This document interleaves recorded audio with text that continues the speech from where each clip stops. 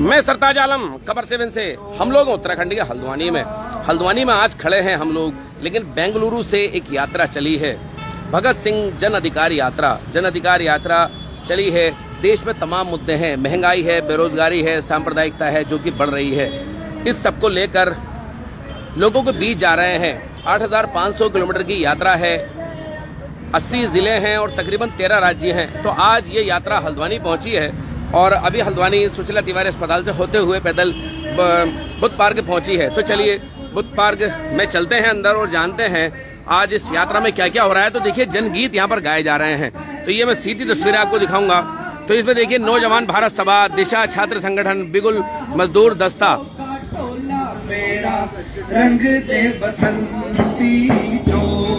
ये देखिए भगत सिंह जन अधिकार यात्रा दूसरा चरण 10 दिसंबर 2023 से 3 मार्च 2024 को ये खत्म होगी। 8,500 किलोमीटर की यात्रा, 80 जिले, 13 राज्य। बेरोजगारी, महंगाई, भ्रष्टाचार, सांप्रदायिकता, मेहनत का जनता की लूट के खिलाफ, रोजगार, शिक्षा, चिकित्सा, आवास और जुझारू जन एकता के लिए इस तरह के ये लोग निकले हैं। आप ये देख सकते हैं, ये सीधी तस्वीरें मैं आपको दिखा रहा हूँ।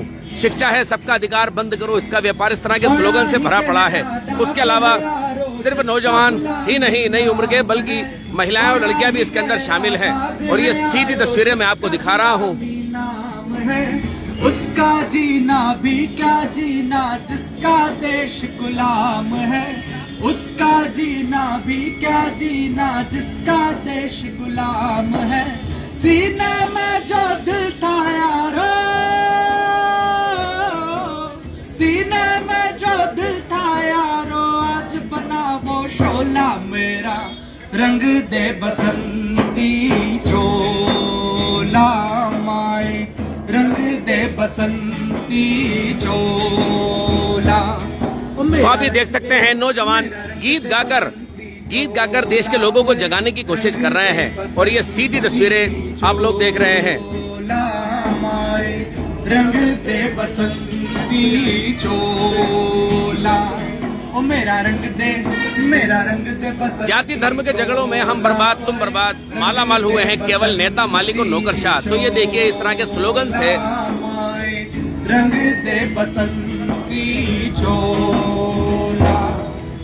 अमर शहीदों का पैगाम जारी रखना है संग्राम, इनकलाब जिंदाबाद, जिंदाबाद जिंदाबाद। जाति धर्म के झगड़े छोड़ो, सही लड़ाई से नाता जोड़ो। जाति धर्म के झगड़े छोड़ो, सही लड़ाई से नाता जोड़ो। जाति धर्म के झगड़े में हम बर्बाद तुम बर्बाद, जाति धर्म के झगड़े में हम बर्बाद तुम बर्बाद। तो माला माल हुए हैं केवल अमर शहीदों का पैगाम जारी रखना है संग्राम, अमर शहीदों का पैगाम जारी रखना है संग्राम। सबको शिक्षा सबको काम, वरना होगी नींद हराम, सबको शिक्षा सबको काम, वरना होगी नींद हराम। तो शिक्षा चिकित्सा रोजगार, जन अधिकार जन अधिकार, महंगाई पर रोक लगाओ, रोक लगाओ रोक लगाओ। बेरोजगारी दूर करो, दूर करो दूर करो। शहीदों के जो पाप अधूरे इसी सदी में होंगे पूरे, इसी सदी में नए वेग से परिवर्तन का द्वार उठेगा। उठो जवानों के आओ, लड़कर नया समाज बनाओ। उठो जवानों के आओ, लड़कर नया समाज बनाओ। सबको शिक्षा सबको काम, वरना होगी नींद हराम। सबको शिक्षा सबको काम, वरना होगी नींद हराम। तो इनकलाब जिंदाबाद, जिंदाबाद जिंदाबाद। महंगाई पर रोक लगाओ, रोक लगाओ रोक लगाओ। महंगाई पर रोक लगाओ, रोक लगाओ रोक लगाओ। बेरोजगारी दूर करो, दूर करो दूर करो। सबको शिक्षा सबको काम, वरना होगी नींद हराम। है आपको काम तो साथियों ये कर्नाटक के बेंगलोर से ये यात्रा शुरू हुई है और आप इनका जोश देखते ही बन रहा है। तकरीबन 5000 की यात्रा इन्होंने कर ली है। देश में जो नफरत बढ़ रही है, सांप्रदायिकता बढ़ रही है, उस सब के खिलाफ ये लोग निकले हैं। भले ही तादाद में कम हो, लेकिन आग बुझाने वालों का नाम ही इतिहास में लिखा जाता है, आग जलाने वालों का नहीं। जो लोग देश के अंदर सांप्रदायिकता बढ़ा रहे हैं, इतिहास उनको बुराई से ही याद करेगा।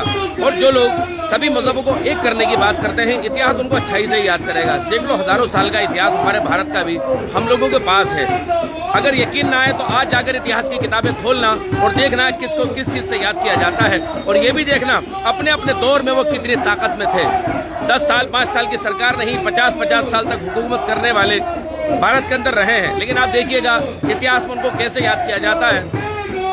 आज कोई आदमी अगर ये सोचता है, किसी राज्य, कोई सी भी सरकार हो, कोई सा भी दल हो, अगर वो उसको लगता है कि 5, 10, 15 साल की सरकार चला रहे हैं, किसी एक दल के लिए नहीं कह रहा हूँ, तो वो ये समझ लें कि अगर वो अच्छा कर रहे हैं तो इतिहास उनको अच्छाई से याद करेगा, और अगर बुरा कर रहे हैं तो बुराई से ही याद करेगा। और ये सीधी तस्वीरें आप देख रहे हैं, और मैं कोशिश कर रहा हूँ आपको। शिक्षा के खिलाफ तो आप ये सीधी तस्वीरें देख रहे हैं। इनके हाथ में झंडा भी है, ये देखिए इनका झंडा भी है जिसमें मुट्ठी बंधी हुई है। और देखो अशफाक उल्लाह खां 22 अक्टूबर 1900 और 19 दिसंबर 1927 इस तरह की तस्वीरों से ये पूरा। और इसके साथ साथ इनके हाथों में पर्चे भी हैं। एक पर्चा इन्होंने मुझे भी दिया है, किताब भी इनके हाथ में है। जरा दिखाएंगे किताब, तो ये देखें आप, किताब को आप देख सकते हैं। जाति धर्म के झगड़े छोड़ो, सही लड़ाई से नाता जोड़ो, शिक्षा और रोजगार हमारा जन्म सिद्ध अधिकार, इस तरह के स्लोगन से भी ये सब चीजें भरी पड़ी है।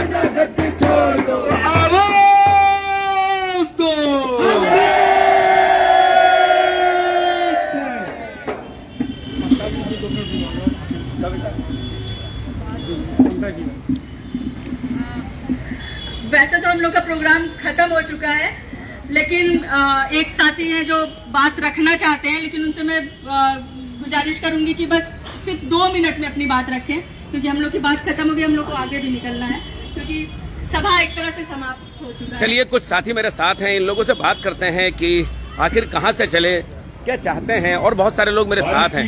तो चलिए यहाँ पर बात करते हैं। थोड़ा उधर माइक की आवाज ज्यादा आ रही है, तो यहाँ बात करते हैं। सर क्या नाम है आपका? मेरा नाम प्रसेन है। प्रसेन, कहाँ से हैं आप? मैं यूपी से हूँ। ये यात्रा कब चली, कैसे चली और क्यों चला रहे हैं यात्रा? ये यात्रा आज फिलहाल हल्द्वानी पहुंचे हैं, खैर आपका इस्तकबाल है। ये यात्रा 10 दिसंबर में बेंगलुरु से शुरू किया हम लोगों ने, और उसके बाद आंध्र प्रदेश, तेलंगाना, मध्य प्रदेश, महाराष्ट्र, उत्तर प्रदेश, बिहार, इन सभी राज्यों से होते हुए उत्तराखंड में हम लोग पहुंचे। अभी यह यात्रा राजस्थान, हरियाणा, पंजाब, और ये 3 मार्च को खत्म होगी दिल्ली में। दिल्ली को 3 मार्च में खत्म होगी। 3 मार्च को जंतर मंतर पर अलग अलग जगहों से, अलग अलग राज्यों से बड़ी संख्या में लोग इकट्ठे होंगे। कौन कौन चला रहा है यात्रा और क्यों चला रहे हैं? इसमें भारत की क्रांतिकारी मजदूर पार्टी, दिशा छात्र संगठन, नौजवान भारत सभा, स्त्री मुक्ति लीग की तरफ से यात्रा चल रही है। इसके अलावा अन्य और संगठन इलाकों में जुड़ते जाते हैं। जब हम लोग अलग अलग राज्यों में जाते हैं तो वहाँ भी इस तरह के जो तमाम यूनियन है, संगठन है, वो लोग जुड़ रहे हैं इसमें। ये यात्रा इसलिए हम लोग चला रहे हैं कि आज जो महंगाई है, जो बढ़ रही बेरोजगारी है, जो भ्रष्टाचार है, जो पूरे देश में बढ़ रही सांप्रदायिकता है, इन सब के खिलाफ हम लोग चला रहे हैं कि आम जनता को बढ़िया शिक्षा मिले। और हमारे देश में शिक्षा व्यवस्था की बहुत बुरी स्थिति हो गई है, क्योंकि उसको निजी हाथों में बेचा जा रहा है। रोजगार की स्थिति बहुत दिक्कत तलब है, क्योंकि प्राइवेट जितने सरकारी संस्थाएं थी उनको निजी हाथों में बेचा जा रहा है। और जब ये सरकारी संस्थान बेचे जा रहे हैं तो रोजगार भी कम हो रहा है और जनता की समस्याएं भी बढ़ रही हैं। और इन सब चीजों पर लोगों का ध्यान न जाए, तो इसके लिए लोगों को हिंदू मुसलमान के नाम पे बांटा भी जा रहा है, सांप्रदायिकता भी फैलाई जा रही है। तो हम लोग लोगों के संदेश देने निकले हैं कि धर्म के नाम पे हमें लड़ने की जरूरत नहीं है। धर्म हमारी व्यक्तिगत आस्था का सवाल है, लेकिन अगर हमको रोजगार नहीं मिलेगा, अगर हमको शिक्षा नहीं मिलेगी, तो हमारे बच्चों का ना तो जीवन चल पाएगा, ना ही उनका पेट भर पाएगा। तो हम लोगों से ये बात कह रहे हैं कि आपस में लड़ने की बजाय हमें शिक्षा, चिकित्सा, रोजगार जैसे सवालों पर एकजुट होना चाहिए। और सरकार, जो भी सरकार हो, केवल यही सरकार नहीं, जो भी सरकार सत्ता में उस समय उसके खिलाफ हमें आवाज उठानी चाहिए कि हमको आप रोजगार दीजिए, बढ़िया शिक्षा दीजिए, दवाई इलाज की सुविधाएं दीजिए। और यही सरकार का काम भी है, यही काम भी है जिसको याद दिलाया जा रहा है। आपको यात्रा की जरूरत पड़ जा रही है। जी बिल्कुल। यानी कि काम अपना नहीं कर रहे लोग। जी बिल्कुल। इसी कारण आपको सड़कों पर निकलना पड़ रहा है। जी बिल्कुल। तो ये कितने किलोमीटर की यात्रा कर ली है आपने? ये हम लोग लगभग 5,500 किलोमीटर की यात्रा कर चुके हैं। 5,500 किलोमीटर। जी। अरे साहब, सलाम है आपको। आपके साथ तो कई लोग हैं, यहाँ पर महिलाएं भी हैं, लड़कियां भी हैं, बुजुर्ग भी, मुझे कुछ उम्रदार लोग भी दिखाई दे रहे हैं मुझे। हाँ, यहाँ कुछ स्थानीय साथी हैं, स्थानीय साथी भी यहाँ के साथी हैं। बाकी तो ऐसे एक नौजवानों की टीम है। तो मैं ये जानना चाह रहा हूँ आपसे, पैदल यात्रा करते हैं, पब्लिक ट्रांसपोर्ट से करते हैं, किस तरह से करते हैं? हम लोग अलग अलग शहरों में जाने के लिए पब्लिक ट्रांसपोर्ट का इस्तेमाल करते हैं। बाकी जब शहरों में जाते हैं तो वहाँ हम लोग पैदल खुद पूरा शहर कवर करते हैं। पूरा शहर कवर। चलिए, बहुत बहुत शुक्रिया मेरे साथ बात करने के लिए। जी शुक्रिया। तो ये देखिए, इनकलाबी साथी हैं, इनकलाबी बातें ही उन्होंने करी हैं, बड़ी ही सरल भाषा में। शिक्षा है, बेरोजगारी है, तमाम चीजों के लिए उन्होंने काम करना। तो चलिए, जी.आर. टमटा को मैं आपको सुनवाता हूँ। नौ को आगे आने की जरूरत है। साथियों, आप लोग आए। ये नैनीताल मंडल मुख्यालय का एक प्रवेश द्वार है और यहाँ पर पूरा मैसेज जाएगा पूरे 6 जिलों में। पूरे 6 जिलों में आप लोग आए हैं तो सारा मैसेज जो है 6 जिलों को जाएगा। और आपने जो मैसेज दिया है, एक युवा शक्ति आज यहाँ पर आई है। हम वृद्धों के पास भी जोश भर के गए हैं और हमारे जोश में कोई कमी नहीं होगी, हमारे होश में कोई कमी नहीं होगी। तो ये देखिए साथियों, खुद पार्क में नौजवान जब भी जागा, इतिहास ने करवट बदली है। नौजवान भारत सभा, तो आप ये देखिए, ठंड लग रही है, आप अपने घर में हैं, कुछ इलाकों में गर्मी है तो आप उससे परेशान हैं, लेकिन ये नौजवान न गर्मी न ठंड। भारत की अगर हम बात करें तो ये दोनों तस्वीरें हैं। और उत्तराखंड की बात करें तो उत्तराखंड में जबरदस्त ठंड पड़ रही है। हल्द्वानी में मौसम आज थोड़ा सा ठीक है, इसमें कोई दो राय नहीं है। लेकिन ये लोग निकले हैं देश की खातिर, ये लोग निकले हैं सरकार बेहतर पॉलिसी बना सके उसकी खातिर। ये लोग निकले हैं कि जो मूल अधिकार हैं लोगों के वो हासिल कर सकें, इसलिए लोग निकले हैं। तो ये लिए मैं एक बार और, साथी हैं, हमारे साथियों के पास बॉक्स है, सहयोग बॉक्स। हम चाहेंगे कि आप उसमें वो सहयोग दीजिए ताकि यात्रा रुके ना, सिर्फ आर्थिक कमी की वजह से यात्रा ना रुके। आप सभी लोग इसमें सहयोग करें और इस पूरी यात्रा को अपना समर्थन तन मन धन से दीजिए। शुक्रिया।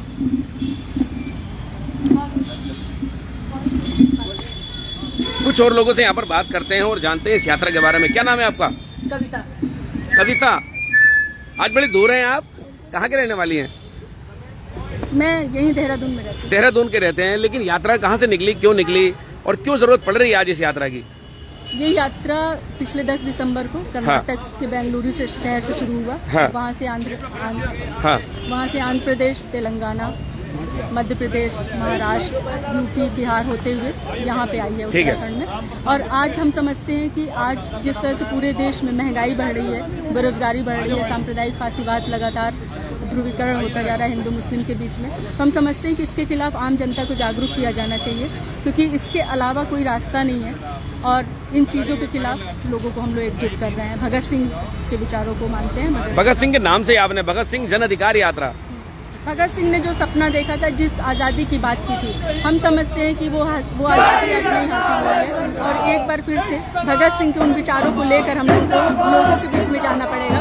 भगत सिंह ने फांसी पे चढ़ने से ठीक पहले कौम के नाम उन्होंने एक संदेश दिया था कि अगर गोरी चमड़ी चली भी जाती है, उसकी जगह काली चमड़ी आ जाती है, तो इस देश के हालात बदलने वाले नहीं है, बल्कि इस देश के लोगों को, नौजवानों के बीच में, युवाओं के बीच में एक बार फिर से जाना पड़ेगा और इन मुद्दों के खिलाफ आवाज उठाना पड़ेगा। जिस तरह से पूरा जाति धर्म के झगड़े, सारी चीजों के खिलाफ आवाज उठाना पड़ेगा। इसके लिए हम लोग यात्रा। ये बहुत बहुत शुक्रिया मेरे साथ बात करने के लिए। हम बर्बाद, तुम बर्बाद, हम बर्बाद, तुम बर्बाद, सही लड़ाई से नाता जोड़ो, सही लड़ाई से नाता जोड़ो। हिंदुस्तान सबका देश, हिंदुस्तान सबका देश, सदी विरासत है हमारी, सदी विरासत है हमारी। जिंदाबाद, जिंदाबाद, तो ये देखें कुछ लोग यहाँ पर, कुछ लोगों के हाथों में कुछ बुक्स भी हैं, कुछ पर्चे भी हैं, उनसे बात करते हैं। थोड़ा आप साइड आ जाइए, जरा आपसे बात करते हैं। आ जाइए, आ जाइए, आ जाइए। वरना गद्दी छोड़ दो। जी लाइव चल रहा है। ठीक है, ठीक है, ठीक है।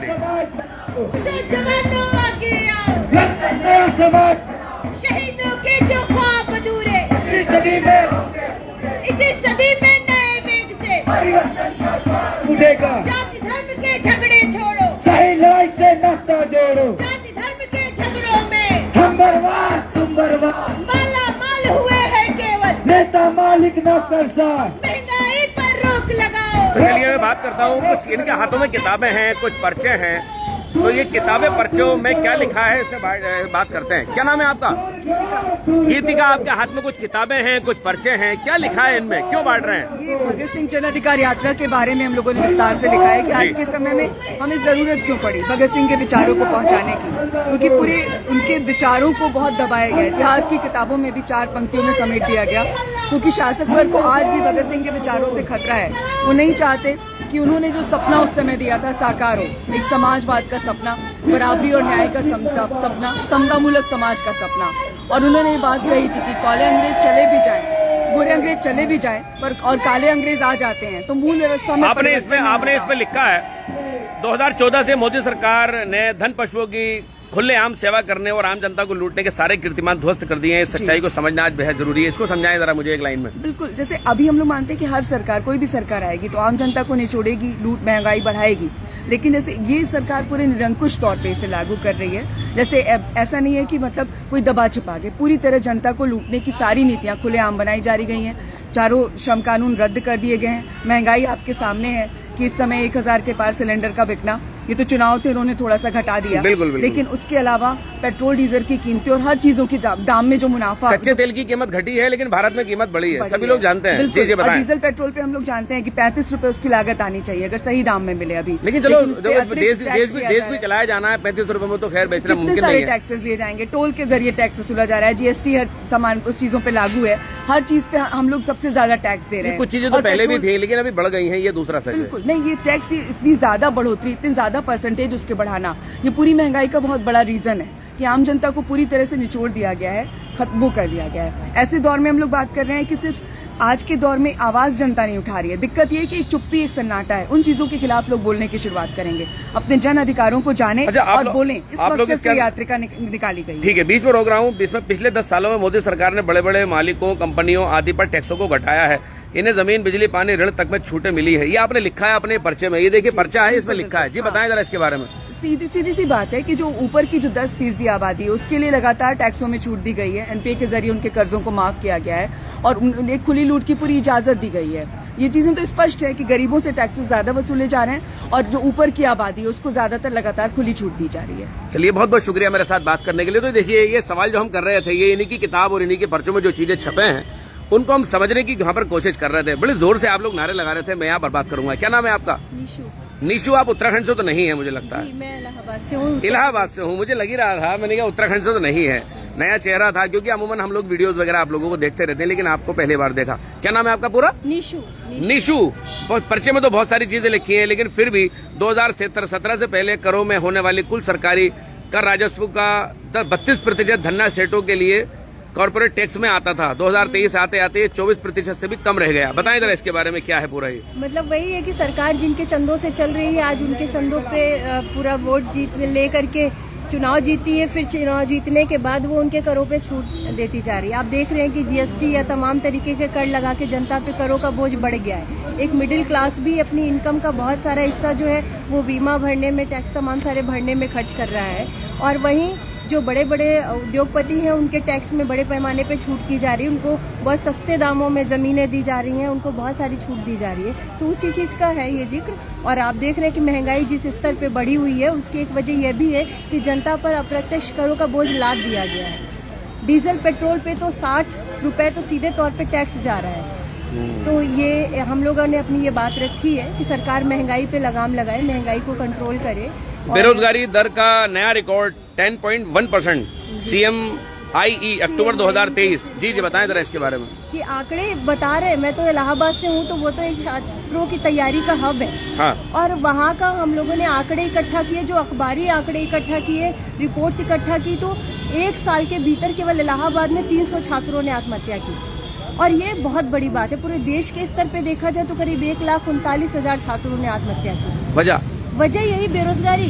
अब देखिए सारे विभाग उठा करके देखिए, सब में पद खाली है। रेलवे में अभी बिहार में सरकार ने 5600 वैकेंसी निकाली। हाँ। लेकिन वहाँ पर पूरे रेलवे का उठा करके देखा जाए तो करीब 3-3.5 लाख पद खाली है। पुलिस विभाग में पद खाली है, तमाम सारे सिंचाई विभाग है, PWD है, गवर्नमेंट प्रेस है, इन सारे विभागों में पद खाली है। लेकिन वो उन विभागों पे वैकेंसी नहीं निकाली जा रही है, उनको प्राइवेट हाथों में दिया जा रहा है। तमाम सारे रेलवे स्टेशनों को प्राइवेट हाथों में दिया जा रहा है। और तो जाहिर सी बात है, छात्र 4 साल 5 साल तैयारी करते हैं, वो अपने घर वालों का सपना लेकर के आते हैं, अपना सपना लेकर के आते हैं। हर एक व्यक्ति एक जैसा नहीं सोचता है, तो निराश होते हैं, वो फांसी का फंदा चूमते हैं। तो ये वजह है। और हमारा ये मानना है कि अगर भारत युवाओं का देश है तो सरकार को सबसे पहले उनके भविष्य के बारे में सोचना चाहिए कि उनका भविष्य अंधकार में ना जाए। आप देखिए कि तमाम सारे विभागों में एक तरफ पद खाली है और दूसरी तरफ वर्कलोड बहुत ज्यादा है, जो भी कर्मचारी वहाँ पे काम करते हैं। तो बेरोजगारी एक बहुत बड़ी समस्या है भारत देश की। अभी पटना में छात्रों ने कल प्रदर्शन किया तो बुरी तरीके उन पर लाठीचार्ज हुई। वो प्रदर्शन उनका यही था कि जो 56 इंच का सीने की बात कर रहे थे और इतनी कम वैकेंसी लेकर। कम वैकेंसी। कर्नाटक से कौन कौन है सर? कर्नाटक से अभी ठीक है। तो ये देखिए, हम लोग बात कर रहे हैं मुख्तलिफ लोगों से और विशेषकर उनसे बात करना चाहते हैं जो उत्तराखंड के बाहर से दूर से आए हैं। उत्तराखंड में उनका स्वागत करने के लिए यहाँ पर कैलाश पांडे भी हैं। आज इस्लाम हुसैन साहब और कैलाश पांडे जी हैं, GR टमटा हैं, आज इन लोगों ने स्वागत किया। मैं यहाँ पर बात करूंगा कैलाश पांडे साहब। कैलाश पांडे साहब, इस पर्चे में बहुत सारी चीजें लिखी हैं मेरे ख्याल से। हम ऊपर बताए अपने असली मसलों पर ना सोच पाए, इसलिए संघ परिवार भाजपा उनकी गोद में बैठा। गोदी मीडिया 3 फर्जी मसलों को उल्टाता है, सांप्रदायिकता, जातिवाद और अंधराष्ट्रवाद, इस तरह की चीजें लिखी हैं इसमें। आप उनका स्वागत कर रहे हैं, बताएं जरा। बिल्कुल सही बात है। सांप्रदायिकता में, जातिवाद में और अंधराष्ट्रवाद में फंसा करके तमाम जो जनता के सवाल उनको गायब किया जा रहा है। धर्म को राजनीति से, जहाँ पे राजनीति का मामला है वहाँ धर्म को लाया जा रहा है, जहाँ धर्म का मामला है वहाँ राजनीति को लाया जा रहा है, जबकि दोनों सेपरेट अलग अलग होनी चाहिए। देखिए, संसद का उद्घाटन हुआ नए भवन का, तो वहाँ धर्म गुरुओं को लेकर के सेंगोल को लेके आ गए। जब राम मंदिर का उद्घाटन था, जबकि वहाँ किसी भी धर्म गुरु को अगर ना भी जाते तो संसद हमारी चलती। वहाँ तो राष्ट्रपति को होना चाहिए था, उनको नहीं बुलाया, है ना, धर्म गुरुओं को बुला दिया। और जहाँ धर्म गुरुओं को रहना चाहिए था वहाँ पूरी राजनीति घुसा रहे राम मंदिर के मामले में। तो ये जो दरअसल धर्म और राजनीति का घालमेल है ना, पूरा उसको लेकर के अंतर्राष्ट्रवाद को जब मौका मिलेगा वह चीन को लेकर, पाकिस्तान को लेकर, जनता के तमाम सवालों को ध्यान बटाने के लिए, है ना, वो सब एक करी है। इस्लाम हुसैन साहब हैं, GR टमटा साहब को तो हमने वीडियो पर ले लिया था अभी। इस्लाम हुसैन साहब, खबर 7 के लाइव पर स्वागत है। आप लोग इनका इस्तकबाल कर रहे हैं। आज ये यात्रा हल्द्वानी पहुंची है, 5,500 किलोमीटर बताते हैं चल चुकी है। जी जी, क्या कहना है, आप भी इसमें शामिल हैं? मतलब ये युवा जो शक्ति है, ये देश को झकझोरने के लिए, एक बताने के लिए कि देश के मसले कितने गंभीर हो चुके हैं, बेरोजगारी, महंगाई, शिक्षा के मसले कितने गंभीर हो चुके हैं। और ये लोग भगत सिंह जत्थे के नाम पर जो यहाँ पर आए हैं, इनसे लोगों को ये प्रेरणा मिलेगी कि हम इन जन मसलों को देखें, समझें और इस पर अपनी शक्ति को केंद्रित करें। और इस जो ये सरकार है, जो पूंजीवादी सरकार है, ये जो धार्मिक मसलों पर उलझा रही है, इससे निकलें और कोई रास्ता खोजें जिससे कि इस देश की समस्याओं का हल हो सके। चलिए, बहुत बहुत शुक्रिया मेरे साथ बात करने के लिए। तो अब क्या ये यात्रा फिर तैयार है आगे जाने के लिए? ये वापस जा रहे हैं ना, ये अब ये वापस जा रहे हैं। तो अब ये देखिए, मैं एक तस्वीर आपको ये भी दिखाऊंगा। देखो, इतनी डिसिप्लिन से भी हल्द्वानी उत्तराखंड में यात्राएं निकलती हैं। हालांकि ये यात्रा पूरे देश में जा रही है और अब ये यात्रा फिर आगे की ओर जाने के लिए तैयार है। देखो, किसी का हाथ में कुछ है, सब ने अपनी अपनी जिम्मेदारियां बांटी हैं। आप इसको तस्वीर को देख सकते हैं। मैं कोशिश करूंगा यहाँ पर कुछ लोगों से फिर एक बार बात करूं। जी, क्या नाम है आप लोगों का? शिवा। कहाँ से हैं आप? इलाहाबाद से हैं। आपने पर्चे वगैरह बांटे हैं, बहुत सारी बातें लिखी हैं, हम लोग यहाँ पर बात भी कर रहे हैं। आज हल्द्वानी में खैर आप लोग पहुंचे हैं मेहमान होने के नाते, और हल्द्वानी के लोग मेजबान हैं आज आप लोगों के। खैर, स्वागत है आपका। क्या कहना चाहेंगे आप इस यात्रा के बारे में?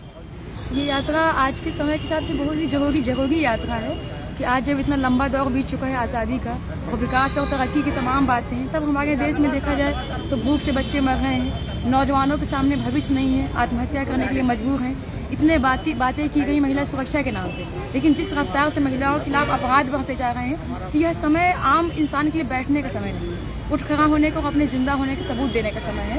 तो यही मैसेज लेकर के ये यात्रा निकली है। चलिए, बहुत बहुत शुक्रिया मेरे साथ बात करने के लिए। खूब बात की, बहुत सारे लोगों से बात की और हमने कोशिश की कि मुख्तलिफ लोगों से मुख्तलिफ विचार आप तक हम पहुंचा सकें और हल्द्वानी खासकर लाइव गतिविधियां आपको हम लोग दिखा सकें। देखिए साथियों, डेवलपमेंट कहते हैं कि एक सतत प्रक्रिया है, वो चलती रहती है। इसी तरह विचार भी धीरे धीरे आगे बढ़ते हैं। इंसान हर 150 साल में जो गलतियां करता है तो नए विचार सामने आते हैं। भगत सिंह 23 साल की उम्र में शहीद हो गए। 23 साल की उम्र में हल्द्वानी का नौजवान या तो कैरियर में लगा रहता है और या फिर वो कैरियर में लगा रहता है या वो अपने काम धंधे की तरफ जाता है। लेकिन भगत सिंह ने 23 साल की उम्र में शहादत पाई इस देश के लिए। मैं आपको बता दूं तो इस देश के नौजवानों को चाहिए कि भगत सिंह को पढ़ें, इस देश के नौजवानों को चाहिए कि अशफाक उल्लाह खां को पढ़ें, राम प्रसाद बिस्मिल को पढ़ें। तभी मेरे ख्याल से समझ पाएंगे कि हमारे चारों ओर जो चीजें काम कर रही हैं वो किस तरह से काम करती हैं। जैसे कभी सामंत का दौर था, उसके बाद सामंत के दौर को चलने के बाद पूंजीवाद आया तो हमें बहुत सारी कुछ अच्छी चीजें चल रही, लेकिन पूंजीवाद के भी जो निगेटिव पहलू हैं, निगेटिव चेहरे हैं, उसके कारण जो नुकसान हो रहे हैं उसको भी इस देश के लोगों को समझना होगा। मेरे ख्याल से ये यात्रा वाले आज यही समझाना चाहते हैं और हमने इन सब से आपको बात करा के यही चीज आप तक पहुंचाई।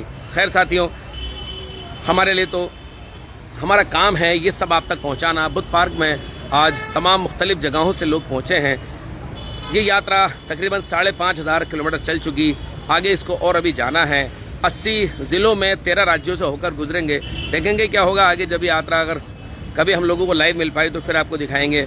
हल्द्वानी पहुंची थी तो हमने इसको लाइव दिखाया। तो साथियों, आपको हमारी लाइव कवरेज कैसी लगी बताना ना भूलें और इसमें लाइक, शेयर और कमेंट जरूर करें। साथियों, मैं चलता हूं। मैं आपका दोस्त, आपका भाई, मैं सरताज आलम, खबर 7 हल्द्वानी।